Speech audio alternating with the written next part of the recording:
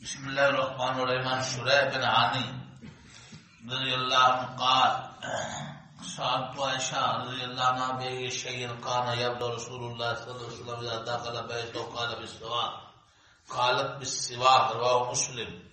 مسواک کی اہمیت بیان ہو رہی احادیث کی روشنی میں مسلم شریف کی حدیث حضرت شریح بن عانی راوی ہے کہ حضرت ام المومنین حضرت عائشہ رضی اللہ عنہا سے پوچھا گیا کہ رسول پاک صلی اللہ علیہ وسلم جب بحر سے گھر میں تشریف لاتے ہیں تو گھر میں آ کر حضور سفر سے آئے بحر سے آئے گھر میں پہلا کام کیا کرتے ہیں؟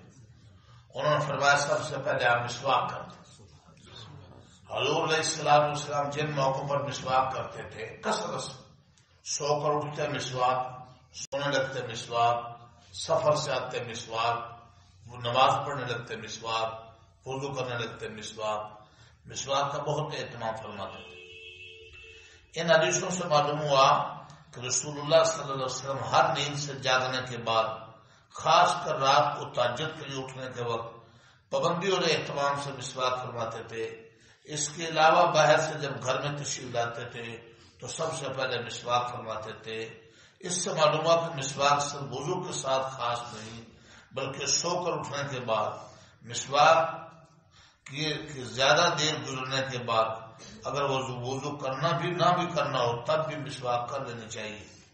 ہمارے علماء نے ان حدیث کی بنا پہ لکھا ہے کہ مسواک کرنا یوں تو ہر وقت میں مستحب اور بحث ثواب ہے، لیکن 5 موقعوں پر مسواک کی اہمیت زیادہ ہے.